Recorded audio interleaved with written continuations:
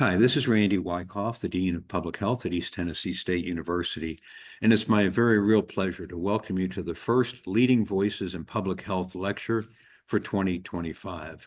I'm really pleased to be joined today by an old friend, Mr. Brad Stone. Brad and I worked together for a decade at the Food and Drug Administration, where he was a public affairs officer.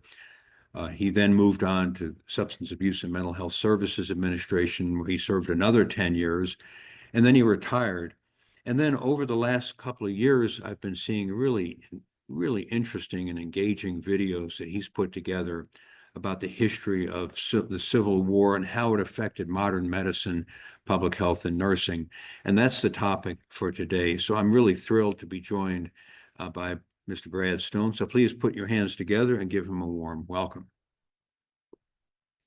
Thank you for your virtual applause. I want to thank Dean Wyckoff and the university's School of Public Health for having me speak today. It's a great honor.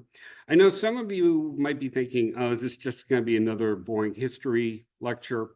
Rest assured it will be, but not a conventional one. We'll have some added features, including your ability to win a fabulous life-changing prize toward the middle of the discussion. So try to keep awake till then. So with no further ado, let's begin. All right, I'm going to do a slide share here so that you all can see Brad's slides. There we go. Okay, and Dr. Wyckoff has kindly agreed to forward the slides. So first of all, I'm doing this to talk about how Civil War medicine, we'll go back a little bit, Civil War medicine really created the foundations for modern American medicine. Next slide, please. During this recorded presentation, if you have a question, just write it into that address. That will also be the address that you can use to, pardon me, answer my challenge question. And if you're the first person, you'll get it. All right, next slide, please. So some full disclosure stuff. I'm pretty well versed on this topic through a lot of reading and by volunteering at the National Museum of Civil War Medicine. But do I consider myself an expert on either the Civil War or medicine or anything else for that matter? Not really, but I hope to offer you some pretty good insight into the topic. And then secondly, my views are that of just mine. They don't reflect anyone else. Unless I say something really egregious or offensive, then you can attribute that to Dr. Wyckoff. Kidding. Next slide, please. One other thing I want to mention is that you'll notice during this talk, I focus pretty heavily on medical advancements made by the Union rather than the Confederacy. That's not to say that the Confederacy didn't make some notable advances in medicine, but because the Union had such tremendous advantages in terms of manpower, industrialization, resources, transportation, that they made far more of them during the war. The other reason I focus more on the Union is they kept far better and more extensive records about their medical achievements during the Civil War. And indeed, much of what we know about medicine during the Civil War, medicine during the Civil War, comes from an amazing document that was created by the U.S. Army following the war, shortly after it, called The Medical and Surgical History of the War of the Rebellion. That was their term for the Civil War. And that is made up in large part from Union Army records. There are a few Confederate medical records in there, but unfortunately, most of the Confederate Army's medical records burned during the fall of the Confederate capital of Richmond at the end of the war. So for all these reasons, again, most of the focus is going to be on Union medical developments. Next slide, please. Okay, so when we think of the Civil War, generally what we think about are some major issues that would come into play. First of all, of course, is the idea, would the nation remain whole or would it be torn apart? And then the other major issue, of course, is the issue of slavery. Would the nation finally live up to its principles of liberty and abolish the institution of slavery? These are the, two of the key aspects of the Civil War. But I'm going to introduce another one that sometimes we don't think about as much. Next slide. Thank you. And that is, the war was also an enormous public health disaster of cataclysmic proportion. Modern estimates have it that between 750,000 to 850,000 soldiers died in that war if you combine both sides. Now, what you have to remember is America at the time only had a population of about 34 million. So if you look at how that death total would compare to today's population, it comes out to be about 7.5 million Americans dying in the space of 4 years. By comparison, 407,000 people died during our next costliest war, which is World War II. And in fact, if you took all our other major wars and combined the death totals from all of them, it still wouldn't equal the number of lives lost during the Civil War. Next slide, please. So when we look at the Civil War and we look at how well medicine was prepared to deal with it, we have to consider a number of things. And one thing that is not true is many people think that medicine during the Civil War, and indeed before the Civil War, was akin to what it had been back in the Middle Ages, very primitive. That's not true. Even before the Civil War, in the early part of the 19th century, there were some notable changes going on to medicine that helped, forward it into a more modern era. One of the most notable is that medicine moved away from what was known as the heroic era of medicine, which had existed for centuries before. That was the idea that your health was governed by what they would call a balance of humors or liquids in the body. And what that often resulted in was that when someone was ill, the go-to approach to making them feel better was engaging in bloodletting, which we now know really isn't very helpful at all. Well, by the early part of the 19th century, both in Europe and the United States, they're moving away from that school of thought, which is a big milestone in and of itself. But that said, in many ways, America was still a backwater nation when it came to medicine. For one thing, America lacked any kind of national accreditation standards for any of the medical professions, including who got to be a physician, or what they would call in those days a surgeon. And in some cases, some states did not require any formal medical education at all. The other problem is, even if you went to a medical school, their quality varied greatly. Again, no standard accreditation across the nation for what could be a medical school. Some were good, but many of them just involved giving a series of rote lectures that would last for about 6 months. And another big problem is virtually all the states banned access to cadavers. So if you really wanted the best education, then you had to go to Europe, places like England and France. Another big problem, America had no integrated hospital systems. Indeed, relatively speaking, hospitals were few and far between. They were generally only used by those at the lower socioeconomic level. If you were well-to-do, you'd have the doctor come to your house. One of the reasons for reluctance to go to the hospital is that they were generally very dirty, poorly run, and many people just considered them, somewhat accurately, to be a place you go to die. Another problem was there were no established systems for mass casualty evacuation and treatment, not only in the military, but also in the civilian sector.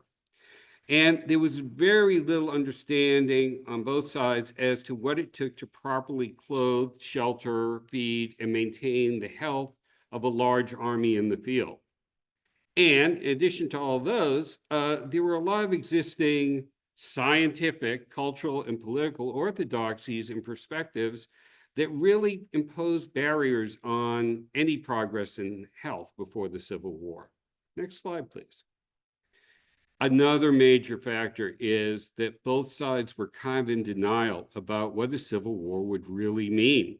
There's a lot of talk about an impending civil war in the years leading up to it, but no one really wanted to deal with what it would entail. America had no experience in dealing with a war of this scope, both in terms of its size and its duration.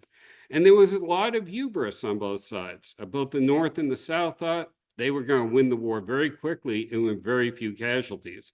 Example of that are remarks made by U.S. Senator James Chestnut Jr. of South Carolina.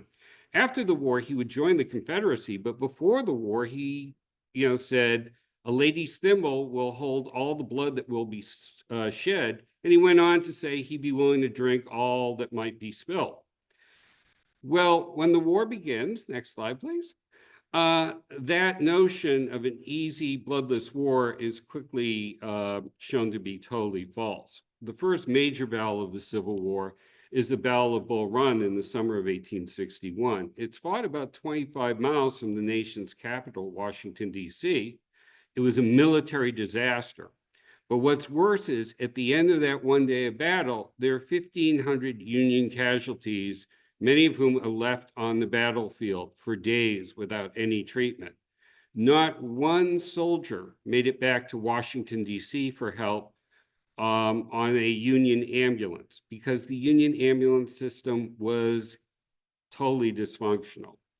So as the war goes on throughout the course of the first year, what happens is that there is still no effective system put in place to help get the wounded off the battlefield. Meanwhile, the casualties with each battle throughout that first year get higher and higher. And one kind of startling example of this is the Battle of Bull Run 2, fought a little less than a year after the first battle. It's fought on the same battlefield, but this time it's, again, another Union defeat. But instead of 1,500 casualties being left on the battlefield, there are 5,000 Union casualties that languish for days without any medical attention. Now, this growing casualty, the growing level of casualties during the first year of the Civil War, and this continuing, for lack of a better word, ineptitude on the part of the Union Army to get help to these wounded soldiers causes an uproar among the population in the North, newspapers, and members of Congress. So by the end of the first year of the Civil War, the Union Army realizes it has to build an effective mass casualty evacuation and treatment system and make other critical reforms. Next slide, please. And in large part, those reforms come into play because William Hammond is appointed as the Surgeon General of the Union Army. I think you'll see throughout this talk that he is one of the driving forces in the modernization of American medicine and had many, many achievements that would go on beyond the Civil War to really help shape American medicine. He was an Army surgeon. He had a very inquisitive mind, and he was very anxious to implement a lot of reforms. And you see on this slide a number of the major ones he put in place. And I'll talk in more detail about each of these, but the one I want to highlight right now is at the top. He instituted universal standards for the selection and promotion of Army surgeons.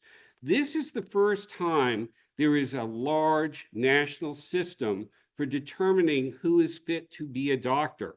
It bears a lot of fruit during the Civil War because it helps assure that the Army surgeons who are taking care of the wounded are qualified to do so. But beyond that, it will establish the systems that nearly all the states will use following the Civil War to, again, make sure that doctors are fit to practice medicine. And they serve as a foundation for what we use today, not only in terms of medical licensing, but in the licensing of other medical professions. Next slide, please. But his first priority when he becomes Surgeon General is to establish an effective system for mass casualty evacuation and treatment. And he delegates a lot of that to one of his most trusted proteges, Major Jonathan Letterman, who he will appoint to be the director of the Union Army's largest army, which is the Army of the Potomac. And Letterman developed what in essence is the modern system of mass casualty evacuation and treatment, incorporating triage, field hospitals, and general hospitals. And he did this literally over the course of a few weeks during the summer of 1862. Another key component he addressed was he developed the first trained, dedicated ambulance corps that could quickly and humanely get men off the battlefield into the medical help they needed. Next slide, please. So to be clear, he didn't invent every component of this system. No, what he did is he looked at systems that were used in the past, going back to the Napoleonic War and to the Crimean War, which occurred a few years before the Civil War. He took the best elements of them and he put them together in an integrated system, which again is sort of the foundation for what we do today. It had three main stages to it. One was the aid station, which was at the front lines where a surgeon and his team triaged the patient. They didn't call it triage in those days, but again, they're doing what triage does. It prioritizes what patient should be treated first. Secondly, if a patient needed immediate medical attention, they'd be loaded onto an ambulance and taken 2 miles or so behind the battle zone to what was known as the field hospital, where that wounded soldier received emergency surgery. And if they survived that surgery, they would go on to the final stage, which is called the general hospital, usually located well behind the battle lines, normally in the metropolitan area, where the patient would receive long-term comprehensive care. Next slide, please. So now we're going to do a little demonstration at the field hospital. And the reason why I'm focusing on it at this point, well, there are a number of reasons. First of all, it is kind of the critical point in the Letterman system, because it is the point at which you may receive that life-saving operation. Secondly, I think it's the point where in the system which highlights the major advances being made in medicine during the Civil War, but also shows some of the remaining shortcomings of Civil War medicine. It's also kind of the iconic vision of Civil War medicine most people have, because it's the one featured in most TV and movie depictions of Civil War medicine. And because of that, it's sometimes the part that leads people to have big misconceptions about Civil War medicine. So I'm going to go take a few steps back and give you a very rough approximation of what would happen in a field hospital. I'm now moving.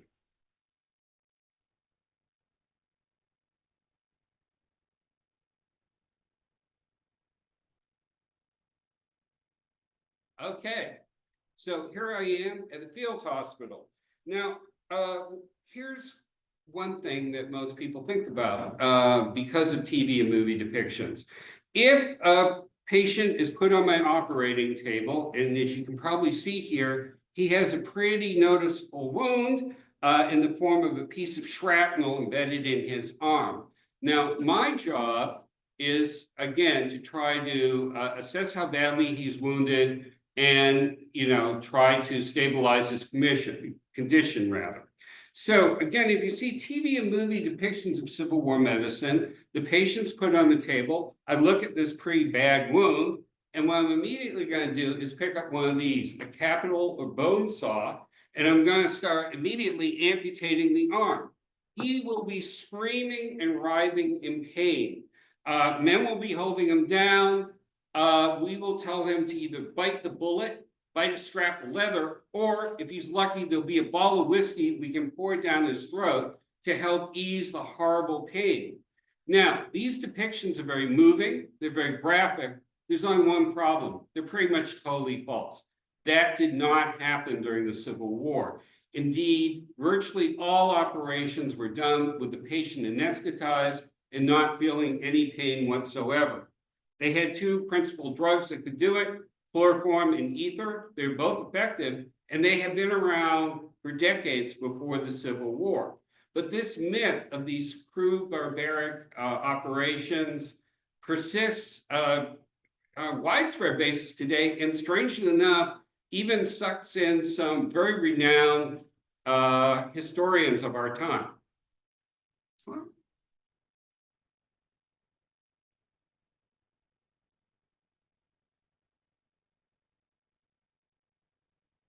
Next slide, please.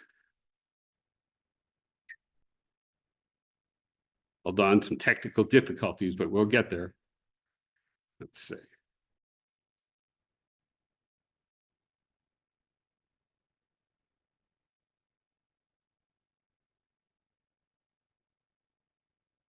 Well, while Dr. Wyckoff is getting it, I can, oh, here he is.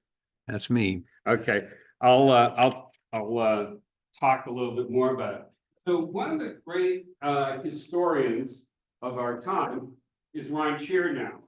He wrote the book on, oh, here he is. Thank you, Dr. Wyckoff. He wrote the book on Alexander Hamilton, which became the musical, which, is very popular. A few years later, he wrote a biography of Ulysses S. Grant. It's a very good one. I'm a big Grant fan, and I got a lot out of the book, but for seemingly no purpose, on page 204 of that book, he writes about Civil War medicine, and he says, many operations were performed without anesthesia, relying on whiskey instead. There is no attribution given for this statement. So what's the truth? Well, the truth is supplied by perhaps the foremost expert on Civil War medicine today.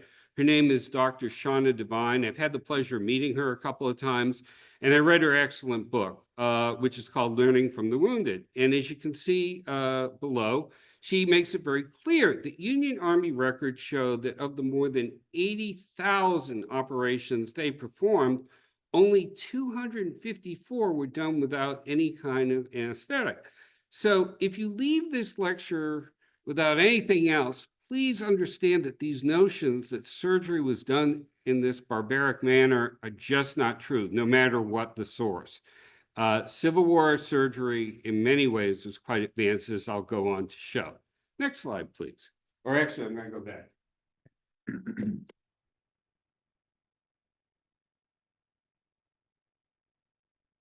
All right, so we're back in the field hospital. Again, my job as a surgeon is to assess how badly he's wounded and try to stabilize him so he can get to the final stage, which is the field hospital.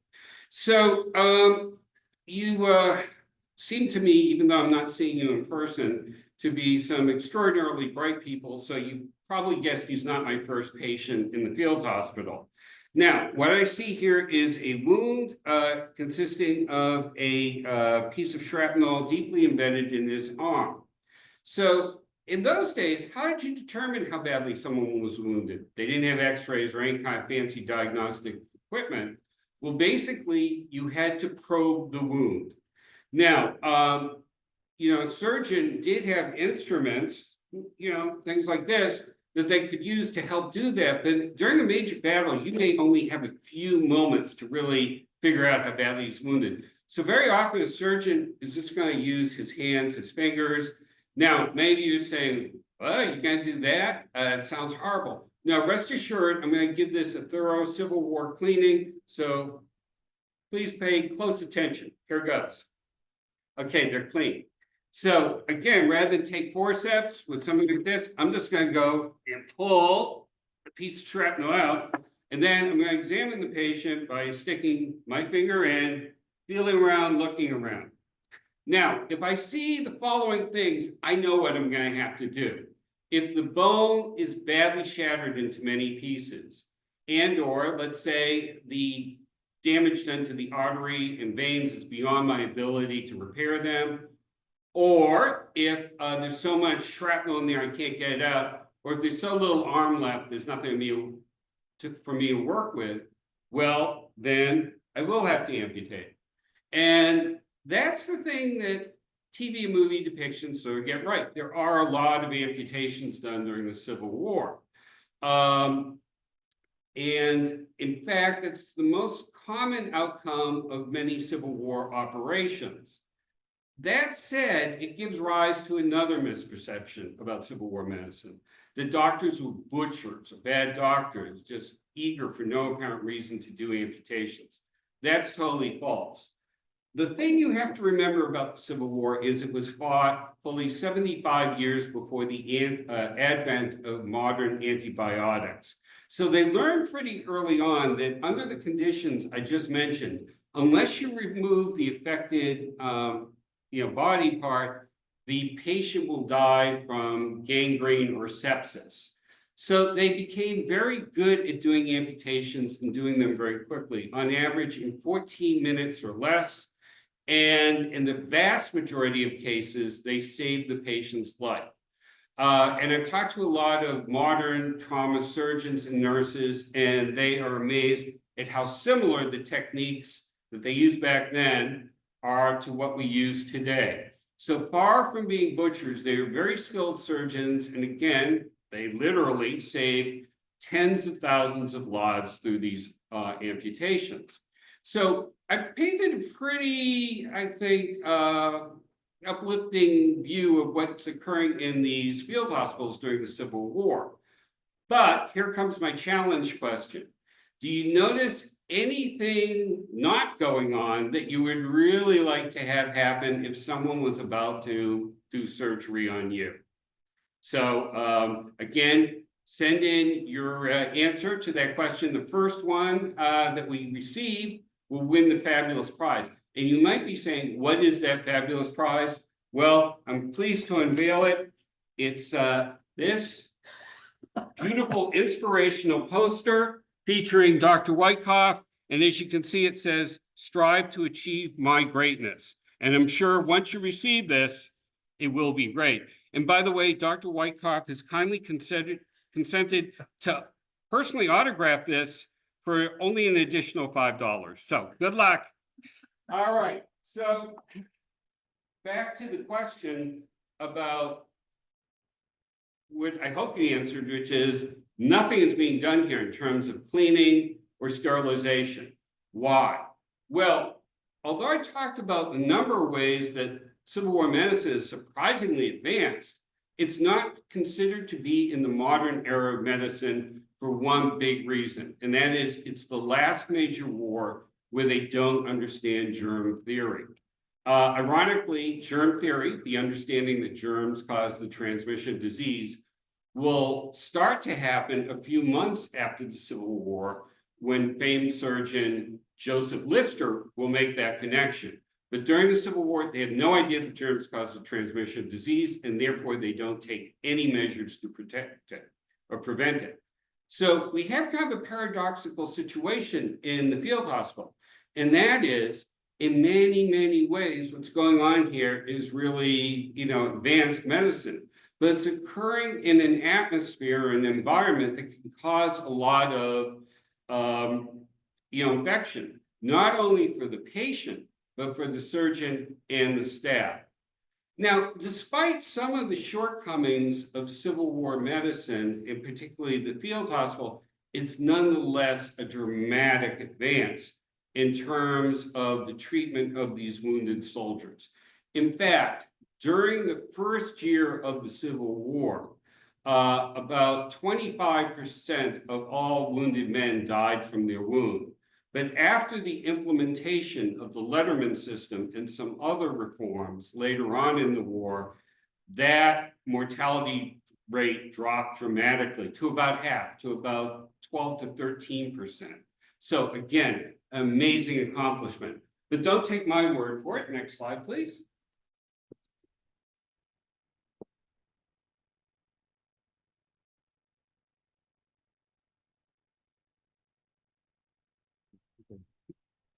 Just take a second to get to the next slide. And by the way, if we had next slide.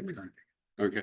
By the way, while we're waiting for that next slide, at the end of the program, if we have a little time, I'll do a demonstration or a little talk about an interesting aspect of germ theory during the Civil War. Okay. We're still struggling technologically here. Yeah. And There we go. There we are. That's us. I assure you. Okay, great. Thank you. Whoop. There we go. Okay, so if you really want a good assessment, here's one from Major General Paul Hawley, who is the chief surgeon of the U.S. Army's European Theater of Operations during World War II. And as you can see by his quote here, he really holds Letterman and the system he put in place in very high esteem. He ends it by saying, "There was not a day during World War II that I did not thank God for Jonathan Letterman." And I will point out, Major General Hawley was not only a high official in the U.S. Army, he went on to become the executive director of the American College of Surgeons. So this is very high praise indeed. Next slide, please. So now we see something that I'll refer to throughout this presentation is kind of a chain reaction in medical progress across almost every major field of medicine. As one field saves more lives, another field will also come up to, again, improve the outcome for patients. So as a result of the Letterman system, more and more patients are having their lives saved, including many who have it saved through amputations. And this gives rise to the need for tens of thousands of prosthetic devices. And a whole industry rises up to meet that demand. And it's aided in large part because the Industrial Revolution is in full bloom. And now prosthetics can be mass produced and can also incorporate some, pretty advanced features. Indeed, if you look at many of the prosthetic we have from the Civil War in the National Museum of Civil War Medicine, you'll be astounded by how similar they look to modern artificial limbs, particularly in terms of their mechanical aspects. Now, another thing that really helped spur the growth of this industry was that for the first time, the federal government, the Union government, subsidized the purchase of prosthetics for its wounded soldiers. Now, Confederate soldiers weren't so lucky. They were in rebellion against the federal government, so they didn't get their artificial limbs paid for. What happened with many of them is that, particularly after the war, many of the former Confederate states provided subsidies for these artificial limbs. And it imposed a very heavy toll on many of these former Confederate states. One example is that the state of Mississippi, the year after the Civil War, spent fully 1/5 of its entire state revenue in buying artificial limbs for its wounded veterans. Next slide, please. Oh, a little bit of a lag here, but bear with us. Yeah. I apologize. This is one of those things I don't know why it periodically stops working. But here we go. So another area or areas that start to take off during the Civil War is the field of pharmacy. Now, for the first time during the Civil War, there is a national market for pharmaceuticals, and it comes in the form of the Union military. They have to equip over 3 million soldiers and sailors with medicines, and they have the money to pay for it. So entrepreneurs with pharmaceutical skills start to, build these massive companies. Indeed, some of the companies that arise during the Civil War are still with us today, such as Pfizer and ER Squibb. And again, they got their start through landing enormous contracts with the Union military. Now, because there's a growing pharmaceutical industry, that also has its effects on the field of pharmacy.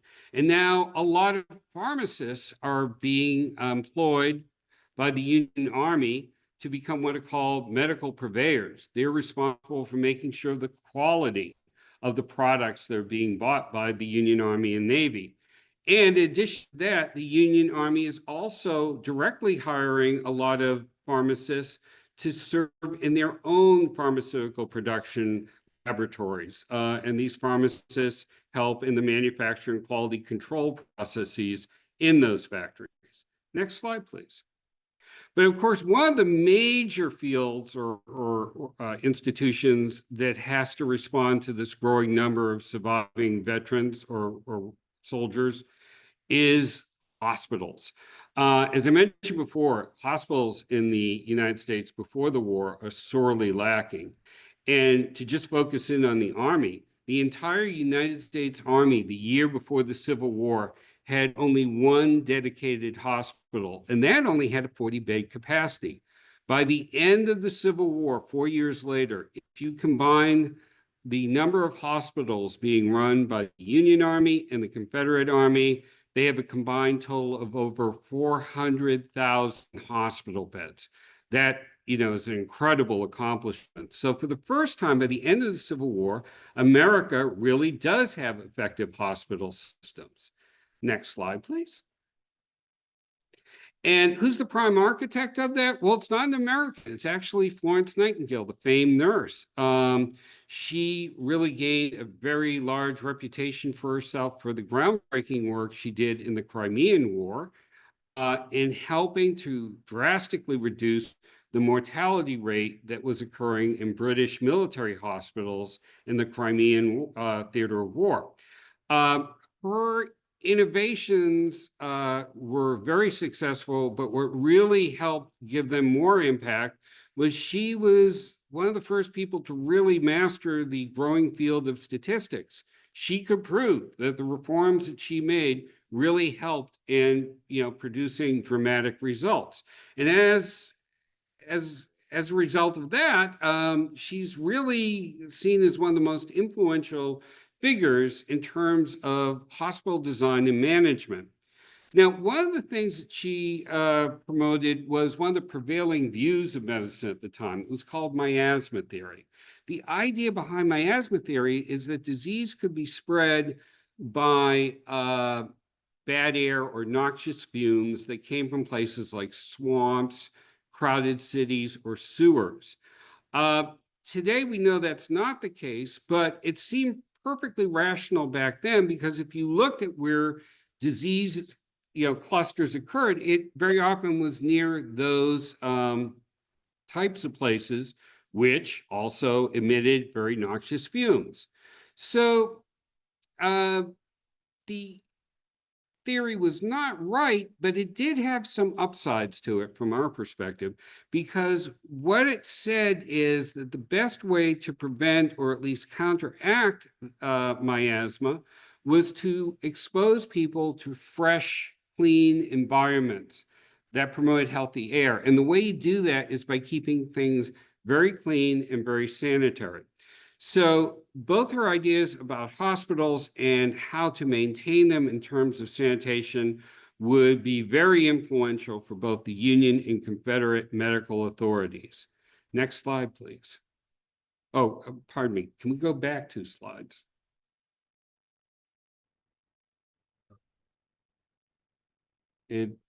Oh, thank you. Yeah, perfect. Yeah, I want to go back to the slide because if you look at the picture on the right, that's the type of hospitals both the Union and Confederacy are building for the most part during the Civil War, and they correspond to what Florence Nightingale said you should do, which is rather than do what armies had done in the past, which is basically you take any building you can find and shove as many patients into it, often crowding them in, which usually resulted in the widespread transmission of disease.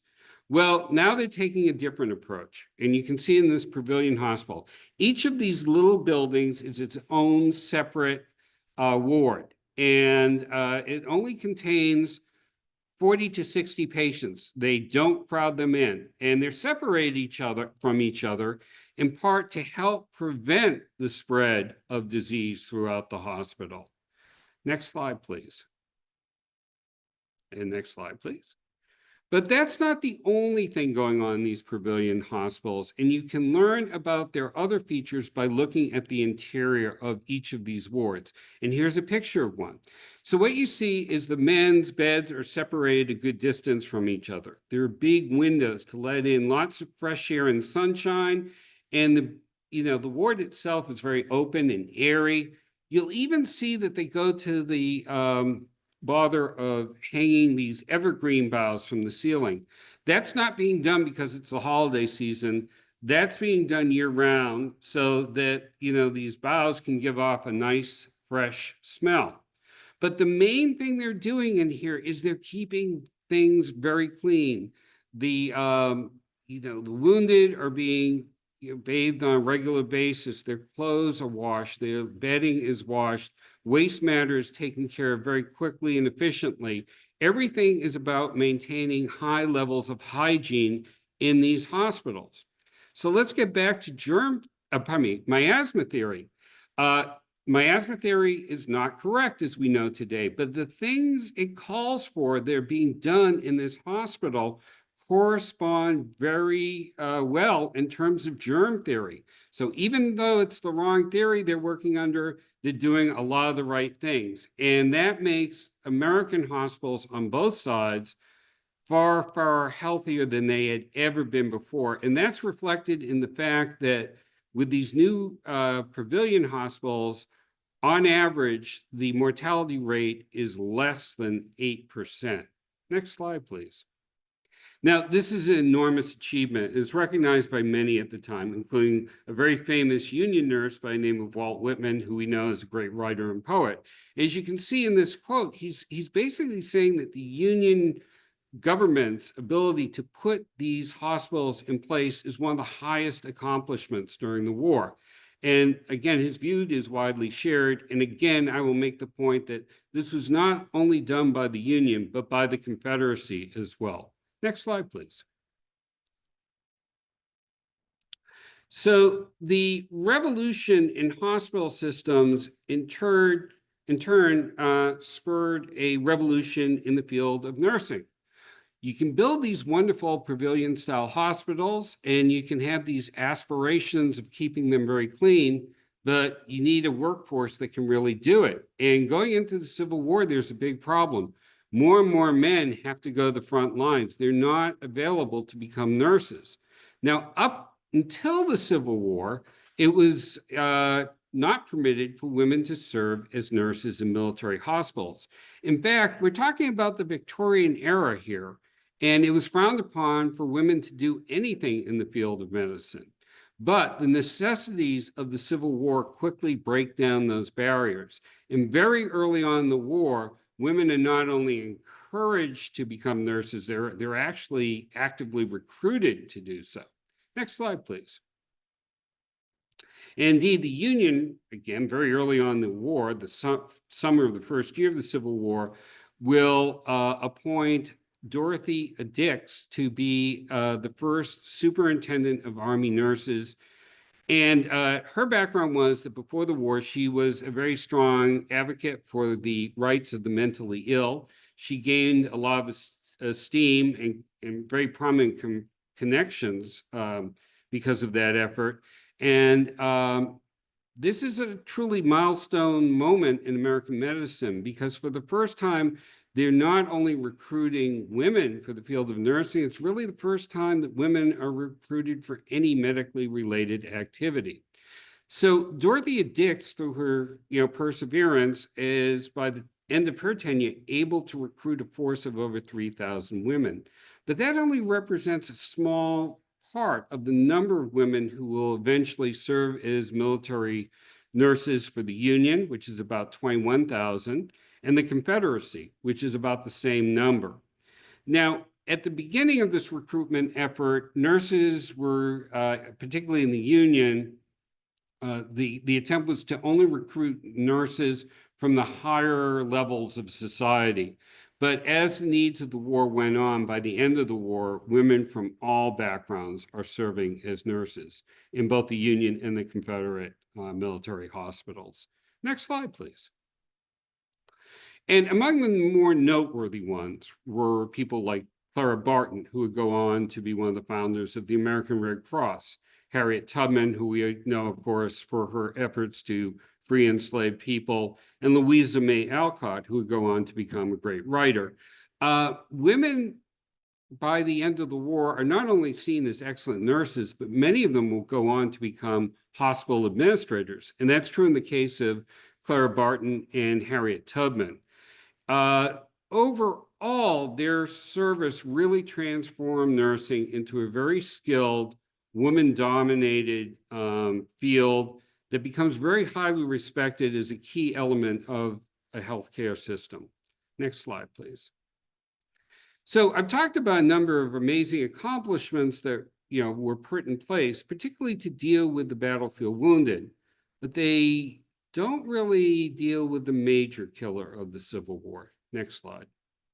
And that is disease. Disease kills far more men than what goes on in the battlefield. In fact, as you can see from this New York Times quote, roughly speaking, for every one soldier that dies of a battle-related condition, 2 die from disease and illness. And next slide, please. And these deaths are occurring, for the most part, in the Army camps between the battles. And they're dying from things that we just don't really see in the United States today. Things like dysentery, typhoid, malaria, tuberculosis. Why are so many men dying in the camps during the Civil War? Well, for a number of reasons. One, it's just the state of medicine at the time. Many of these diseases, they don't really know the cause or the treatment for these conditions. Secondly, there is a problem that a lot of the men that are called up for both armies come from rather rural locations. They don't have built up immune systems. They had never been exposed to large numbers of people before. And for the first time, all of a sudden, they're shoved into an environment where they're surrounded by tens of thousands of people. But the biggest cause is believed to be the fact that, particularly early on in the Civil War, many of these army camps were just breeding grounds for disease because of the terrible sanitary conditions and overall living conditions of the men. Next slide, please. These camps are so bad, and the problem of disease spreading through them is really even beyond the capacity of the Union government to address. And so from the very early outset of the war, it really falls in large part to the private sector, or the private charitable sector, to deal with this. And prominent union citizens formed what's known as the U.S. Sanitary Commission. It's a privately run charity made up of some of the highest levels of society.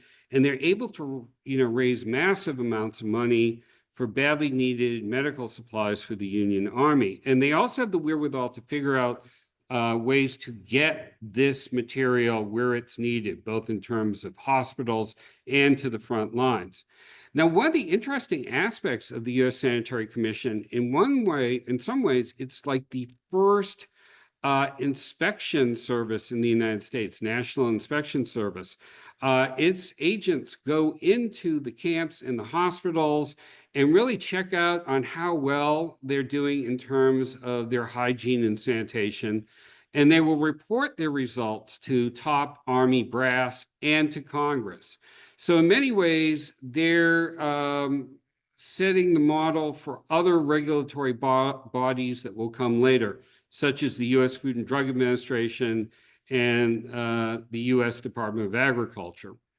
Now, the U.S. Sanitary Commission was indeed one of the first nationally organized charitable organizations. It will be the forerunner to things like the American Red Cross and other non-governmental entities or organizations. And although, again, this movement was initially headed up by the top levels of Union society, as the war goes on, more and more people from all sorts of backgrounds will become involved in the U.S. Sanitary Commission and other similar charities. Next slide, please. So after the first year of the Civil War, the Union leaders, including Surgeon General Hammond, realized what a devastating effect all these deaths and sicknesses are causing for the Union Army. Indeed, there are whole Union armies that can't go into the field because their ranks are so devastated by disease.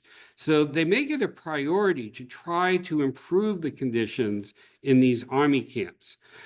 So with the vital help of the U.S. Sanitary Commission, they start to institute some efforts to try to improve the sanitation and well-being of the soldiers in these camps. Some of the key things they do is to better equip them with adequate clothing and shelter and instruction on how to properly use and maintain them. Again, another big problem is the lack of nutritious food. The Army tries to improve the quality of the foods given to the soldiers, but one key component in doing that is to make sure that the soldiers know how to properly prepare it. That's an enormous problem at the beginning of the Civil War because many of these soldiers had never cooked for themselves before. Because at home, who did the cooking? Well, largely the women. And finally, they have to explain and reinforce some very important hygiene habits, such as regular personal washing and making sure that human latrines and equine enclosures are away from, or at least downriver from, human drinking water sources.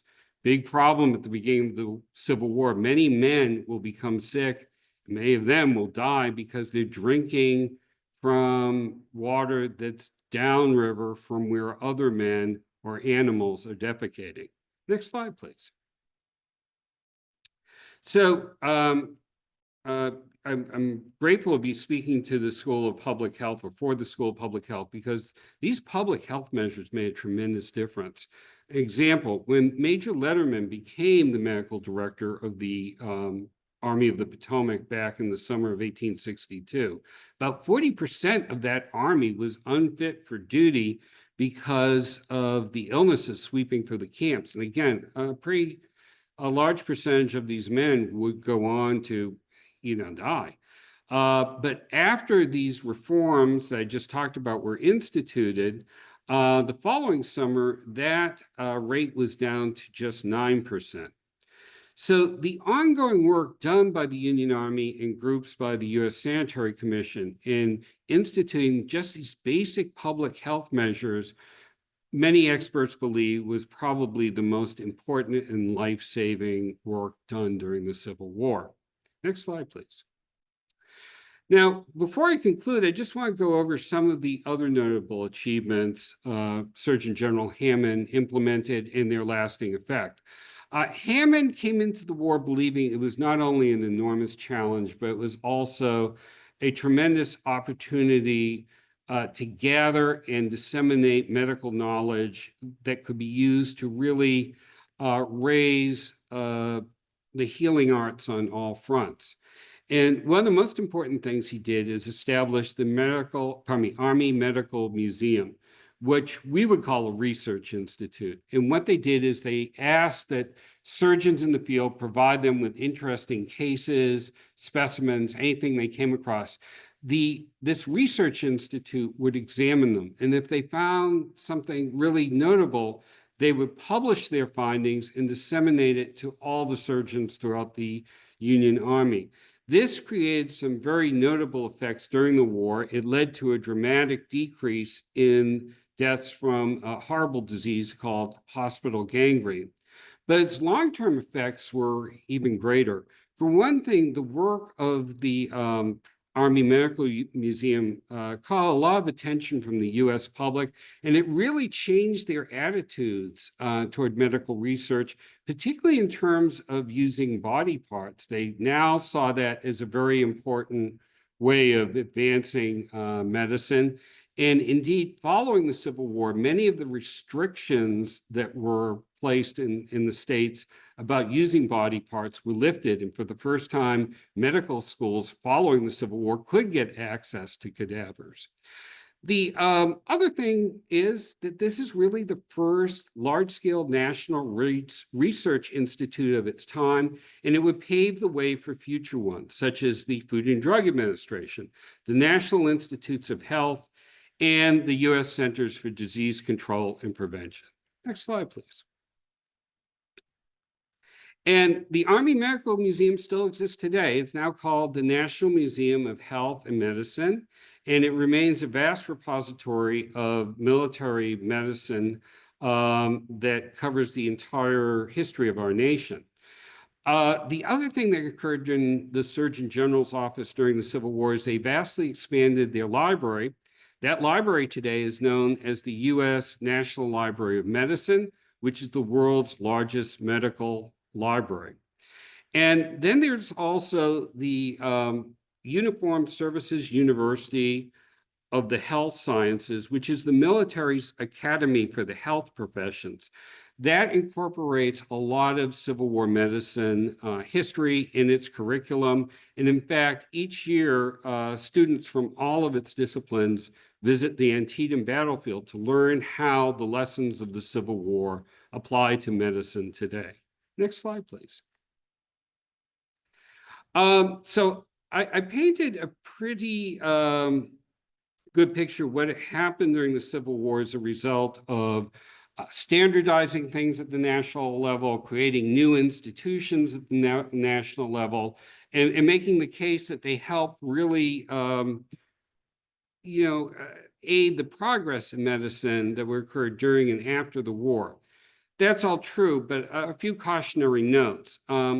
Some of this growing institutionalization wasn't always beneficial. And indeed, in some cases, like dealing with certain social barriers to various racial or ethnic groups, or with the question of maintaining medical orthodoxies that were based on just tradition, some of these arising institutions not only didn't help in breaking down barriers against such things, they actually, unfortunately, in some cases, reinforce these problems. And one of the classic examples of this is what happened to William Hammond himself. Hammond, during the middle of the Civil War, called for the discontinuation of mercury-based medicine because he thought it was very dangerous and really offered no benefits. And he was right in that. But at the time, much of the growing medical establishment was very highly vested in the use of mercury-based drugs. And they based that commitment to it on the fact that it had been used for a long time before, so it must be effective. Well, that was, proved to be wrong. And you can see some of the effects in the upper right-hand panel there. I can,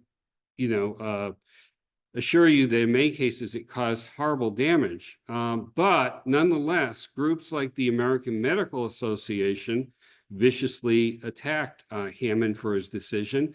They were joined by a publication that would later be known as the New England Journal of Medicine, and other establishment elements also joined in on the attack, such as the New York Times, which said Hammond will be remembered only to be loathed. And their attacks were a big contributing factor to Hammond having to leave the Surgeon General's position. Another problem with many of these emerging institutions is that following the Civil War, they were very reluctant to accept germ theory. Indeed, for a decade after the Civil War, most of mainstream American medicine did not incorporate germ theory. And that can be seen in the painting on the lower left called the Gross Clinic. And as you can see, this is a surgical theater, one of the more noteworthy medical schools where nothing's being done that anyway involves sanitizing or sterilizing the operating theater. The other painting on the right-hand side, ironically, they were both done by the same artist, shows what's happening 15 years later when finally the American medical establishment has adopted germ theory. And I will point out another interesting aspect about that picture is if you look carefully, you'll see a nurse prominently featured in the operating theater. So at least there you see that, there is growing esteem for the contribution made by nurses in medicine. Next slide, please. So finally, I'd like to say, despite some of the drawbacks I just mentioned, and despite the fact that the Civil War was an enormous tragedy in terms of the lives lost and shattered, nevertheless, it was in many ways a golden age in advancing American public health. And indeed, it would lead to improved national standards and heightened professionalism in all the major fields of medicine, not only for physicians, but for nurses, pharmacists, medical research, hospital administration, and public health management. And the progress that was made during the Civil War was captured the attention of the public and really moved them to believing that it was important to commit to the to broaden resources and support for improving the nation's healthcare systems. So in general, the Civil War really left a lasting legacy to almost every fundamental aspect of American medicine in terms of its medical systems, institutions, practices, and by extension, has become part of our everyday lives. Next slide, please. So it's been a real pleasure to do this presentation. These are some of the sources I've used. I recommend that you look at them and you'll gain some good insight into this topic. Next slide, please. If you want to contact me, please feel free to do so. With that, I thank you for listening to this presentation. And again, I want to thank the university for giving me this wonderful opportunity. Good day. Well, Brad, we can't thank you enough for that magnificent presentation. There will be a life-changing gift for you as well. Oh, I can't wait. Really, thank you all. And remember, if you have any questions for Mr. Stone, if you send them to my email address, that's wyckoff, WYKOFF, @etsu.edu. I'll forward him to Brad. I'll forward your questions to him, and hopefully he can answer them in real time. Thank you for listening. Our next Leading Voices this semester, the only other one this semester, will be on March 24th. That's a Monday. We'll have Ms. Gail Manchin, who's the federal co-chair of the Appalachian Regional Commission. So until then, thanks again to Mr. Stone, and look forward to seeing you all in the very near future.